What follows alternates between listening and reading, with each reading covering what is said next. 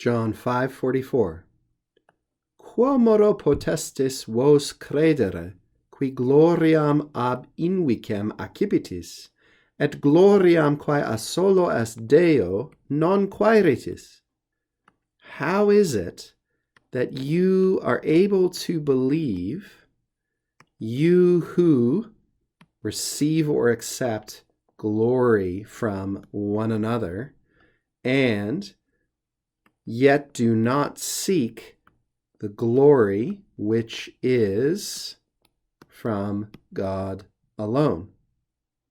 Here Jesus puts this question directly to the Jewish leaders, confronting them with the fact that they will readily enough seek and glory in testimony from human beings, but don't really have their minds on heavenly things in reality. They're not really seeking the glory that comes from God. And of course, this is in the context of the last few verses, talking about valid testimony to Jesus himself and to who and what he is. So we begin with a question, and in fact, this is sort of two questions linked by et, so we would add that punctuation in here if this were written in an English book. And how is our main question here. That's what's going to frame two relative clauses that we have here. So those are kind of our structural markers. So he's asking how, and this is pretty straightforward. Here's our subject. How are you able, and then as often with a form of possum posse, we're going to look for a complementary infinitive. How are you all, you plural, able to believe? How can you believe? And there's no object of belief here in this sentence, so we've got to take it contextually with what came before. How can you believe implicitly in me, in who I am, in what I'm saying to you? But then we go straight to this relative clause.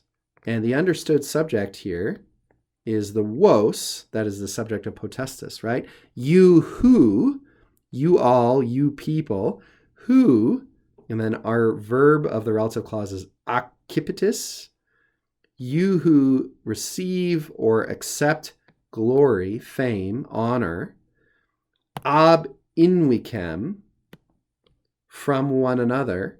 We're going to come back to that, don't worry. And the glory, we would have to say in English, which, and this introduces another relative clause, which is from God alone. Now you might complain and say, why this slight hyperbaton here? Why this separation of words which go together? I'm not exactly sure why the translator does this. He doesn't have to, but it's a natural enough thing. Happens a lot in Latin, which is from God alone. Why don't you seek after that? So these are our verbs, right? Accept or receive, and seek after, chase after. Okay, let's go back to ab invicem. This is a nice little phrase. It always is used of mutual action or thought or speech or something. So we see it in phrases, for instance, like invicem amare, to love mutually, to love reciprocally, or more idiomatically, as we would say in English, to love one another. This word, invicem, was originally a phrase, in plus vicem. Vicem comes from the word vicis.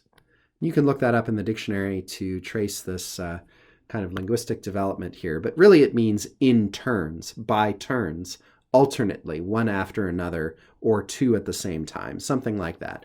So this just became fossilized as an indeclinable phrase. We love indeclinable phrases in Latin because we don't have to worry about how to decline them, right? How to change their form in different forms.